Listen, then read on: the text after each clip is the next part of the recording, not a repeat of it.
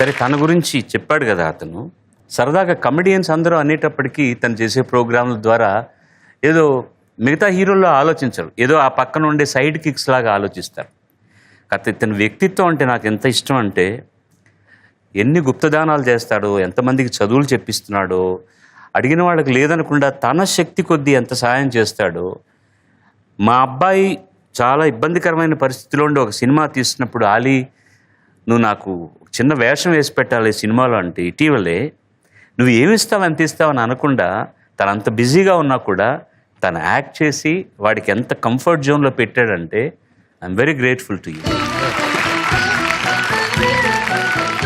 ఇదేదో వేదిక మీద ఉన్నాం కాబట్టి అతను నన్ను you scratch my back I scratch your back కాదు. ఆలీ గురించి చాలా దగ్గర వాళ్ళకి తప్ప అతను ఒక వ్యక్తిగా ఎలాంటి వాడని చాలామందికి తెలియదు. Is one of the finest gentlemen I have ever come across. చాలా చాలా మంచి వ్యక్తి. కుటుంబం అంటే ప్రాణం. అతను ఆ కుటుంబం కోసం ఎంత కష్టపడతాడో ఈరోజు కూడా. అందుకని చూడండి, చాలామంది మార్కెట్లో అలా పైకి వెళ్ళి ఇలా కిందికి వెళ్ళి ఇలా వెళ్తుంటాయి. తను ఆ మధ్యలో స్టడీగా ఉంటాడనమాట. నేను ఎప్పుడు కోరుకునేది అదే, సార్ కీర్తి శిఖరానికి పైకి వెళ్ళాలని. శిఖరంలో పిన్నకల్ అంటారు కదా, చాలా తక్కువ చోటు ఉంటుంది, ఎక్కువ మందికి చోటు ఉండదు అక్కడ. కొంతమంది జారి పడిపోతుంటారు, కొంతమంది ఎక్కడానికి ప్రయత్నిస్తుంటారు. మనం మధ్యలో ఉంటే పైకి వెళ్ళే వాళ్ళని పైకి ఎక్కించవచ్చు, పడేవాళ్ళని పట్టుకొని హాయిగా కింద పెట్టాలి. మరి పైకి వెళ్ళకుండా ఇలా ఉండడమే మంచిది. That is it. I love you as a person. జీవితం అంటే తెలిసిన వాడివి, చాలా కష్టపడ్డావు. ఎంత ఒక పూట తిండి ఉండి లేక ఉన్న పరిస్థితుల్లో as a boy he work. సెట్లో అందరిని ఎంటర్టైన్ చేస్తూ, ఎవరు కనపడితే వాళ్ళ కోసం మిమిక్రీ చేస్తూ అంచెలంచెలుగా ఎదిగి ఇవాళ ఆలీ అనగానే అందరూ ఒకసారి విప్పారిన మొహాలతో నవ్వుతూ ఒక మంచి స్నేహశీలిగా అతన్ని తలుసుకుని ఇలా చప్పట్టుకొట్టున్నారు. సార్, ఇందాక చరణ్ చెప్పింది నువ్వు మిమిక్రీ చేసేవాడివి అని నాకు చెప్పాడు. మిమిక్రీ చెప్తున్నా అన్నప్పుడు ఫట్మన్ నాకు స్ట్రైక్ అయింది. పలానా హీరోకి పాట పాడుతున్నప్పుడు మీరు ఇమిటేట్ చేయాలని ఎందుకు అనిపించింది? అది అందరినీ చేయలేదు ఆలీ. అది అందరూ అనుకుంటారు కృష్ణలాగా శోభన్ బాబు గారు అప్పుడు మొదలెడతాం. అప్పుడు నేను మొదలెట్టాను కాబట్టి I didn't do very well. I didn't do any mimicry at all. నేను మామూలుగా పాడితేనే వాళ్ళకి బాగుండేది. ఎప్పుడు నేను మిమిక్రీ చేయాలి? ఇప్పుడు నీకు పాడినప్పుడు కూడా జీను ప్యాంట్లో మామూలుగా నువ్వు అందులో కమెడియన్ హీరోవి అయినా నేను నీ దగ్గరగా నేను పాడి ఉండొచ్చు. నేను పాడలేదు, నేను అలాగా నేను మామూలుగానే పాడా. ఎందుకంటే నువ్వు చేస్తున్నది ఒక హీరో క్యారెక్టరు, చెవికి ఇంపుగా ఉండాలి తప్ప దాన్ని నేను కమెడియన్ లాగా పాడితే పాటకు ఆ పరిణామం పోతుంది. రామలింగ గారికి పాడుతున్నప్పుడు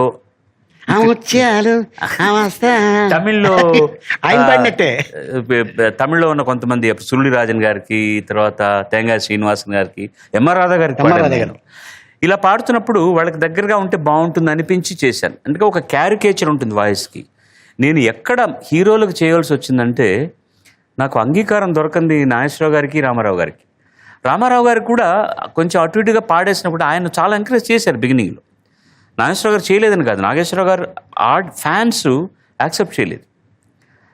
ఇది ఫస్ట్ పాడిన పాట నేను ఆయనకి ఇద్దరమ్మాయిల సినిమాలో నా హృదయపులో గిలిలో ఆ పాట కూడా నేను ఆయనకని పాడింది కాదు. అది తమిళ్ వర్షన్, తెలుగు వర్షన్ చేస్తున్నప్పుడు తమిళ్లో ఏవిఎం రాజన్ గారు ఆ సినిమాకి నేను ఆ పాట పాడేశాను. మహాదేవన్ గారు మ్యూజిక్ డైరెక్టర్. లైవ్ రికార్డింగ్ అయింది. మాస్టర్ ఘంటసాల గారు వచ్చి నాగేశ్వర గారికి పాడాలి. ఆ రోజు ఆయనకు ఆరోగ్యం బాగాలేక రాలేదు రికార్డింగ్. మామ ఏమన్నానంటే, అరే నువ్వు పాడేస్తావు, షూటింగ్ కావాలి వాళ్ళకి, నాగేశ్వర గారి డేట్స్ ఉన్నాయి కాబట్టి నువ్వు పాడేస్తావా, నువ్వు తర్వాత ఘంటసాల గారు పాడతారు, నువ్వు ఆల్రెడీ ఒక ఎస్టాబ్లిష్డ్ ఆర్టిస్ట్, అంతకంటే కావాల్సిందే ఉంది మామ, తప్పకుండా పాడతానన్నాను. ఆయన తిరిగి పాడతాడు కదా అని నేను మామూలుగా అలా పాడేశాను. ఆయన ఆ పాట పాడడం ఎందుకో ఎన్ని కారణాల వల్ల కుదరలే. సో నా పాటను అలాగే ఉంచేశారు.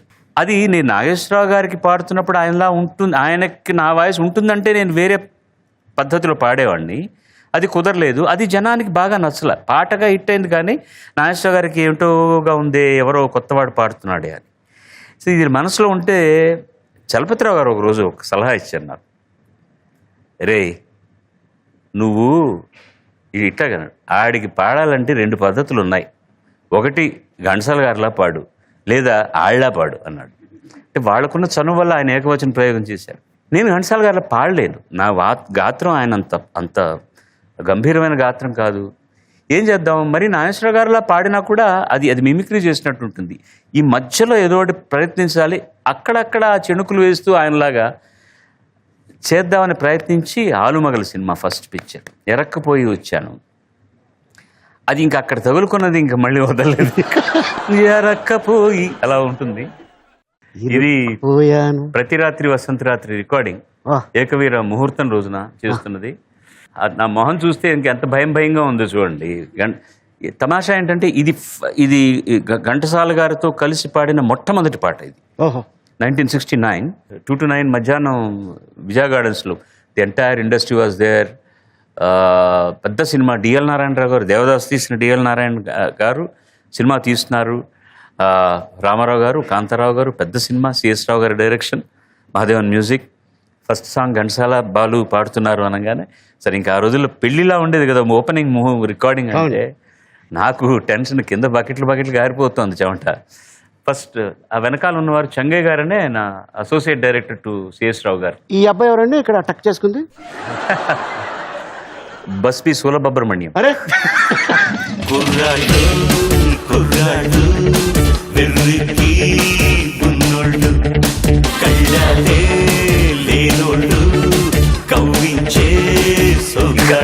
మీసాలు కూడా సరిగ్గా రాలేదు, చూసే ఉంటున్నాను. ఉండనట్టుంది మీసం. ఇప్పుడు చక్కగా ఎప్పుడు టక్ చేసుకునే ఉండేవాడిని. అలా ఏమిటో అలా అయిపోయింది. అప్పుడు ఆ టైంలో మిమ్మల్ని ఎంతమంది లవ్ చేశారండి? చాలా మంది. అంటే వేళ మీద అలాగే లెక్కలేవా? లేదు, కాళ్ళు వేళ్ళు అన్నీ అయిపోయి అవతల వాళ్ళ వేళ్ళు కూడా లెక్క పెట్టాల్సి. ఇప్పటికి కూడా లవ్ లెటర్స్ వస్తూనే ఉన్నాయి. అంటే వాటి జవాబు ఇవ్వట్లేదు. ఎందుకు వచ్చిన గొడవ కాదు, కొన్ని నాకు పంపించండి. నీకు వచ్చేవి చాలక మళ్ళీ నావే. నువ్వే మనుషులు పెట్టిస్తున్నావట బస్తాలు పోయడానికి, మోసుకెళ్తానికి. ఇప్పుడు వచ్చిన పాట ఏ ఫంక్షన్కి వెళ్ళినా, ఇప్పుడు కాదు ఇంకొక 50 ఏళ్ళు తర్వాత కూడా అట్లాంటి పాట రాలేదు కూడా. అద్భుతమైన పాట. అప్పుడే నీకు అలా పాడాలని ఎందుకు అనిపించిందండి? అది పాడాలని అనిపించడం కదా, ఆ పాటకున్న సందర్భం అలాంటిది. మ్యూజిక్ డైరెక్టర్ అలా కావాలని అన్నారు. యాక్ట్ చేస్తున్నవాడు నా తమ్ముడు, అంటే నాకు చాలా ఇష్టం, కమలా హాసన్. వాడు ఎంత బాగా చేస్తాడో నాకు తెలుసు.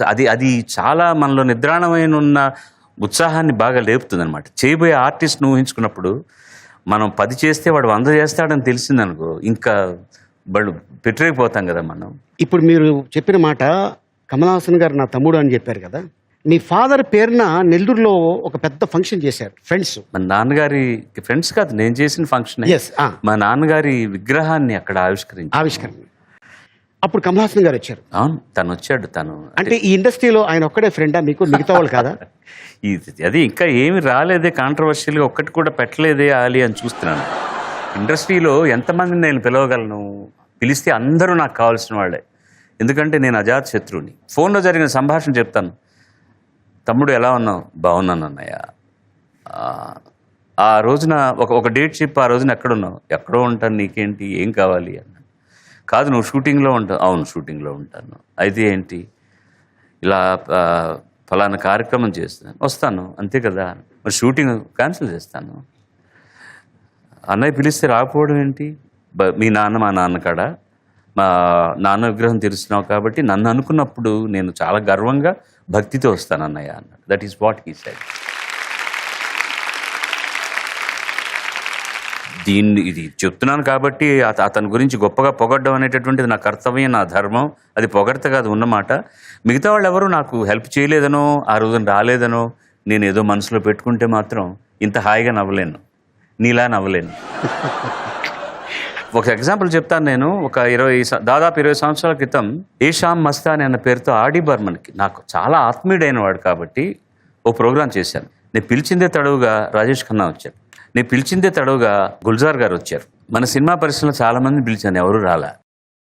ఒక్క వెంకటేష్ బాబు వచ్చాడు. తనకి పాపం ఆ రోజున పళ్ళు పీకించుకున్నాడు, ఈ బుగ్గ ఇలా వాచిపోయింది.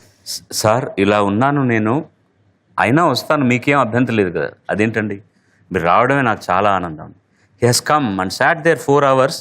నన్ను ఇంట్రడ్యూస్ చేసింది అతని సినిమా. ఆ రోజున స్టేజ్ మీదకి పిలవడానికి చెయ్యి ఇలాగే పెట్టుకుని, అప్పటికి 9 భాషల్లో పాడినవాడు. మంచివాడు, మంచి ఆయన, మా అందరికి నేస్తం, ఆయన పిలుస్తున్నాను ఇంగ్లీష్లో పిలిచారు. ఇలాగ నేను చాలా ఫంక్షన్ అంటే వాళ్ళ పనులుండి ఉండొచ్చు, రాలేకపోయి ఉండొచ్చు, వేరే విషయం.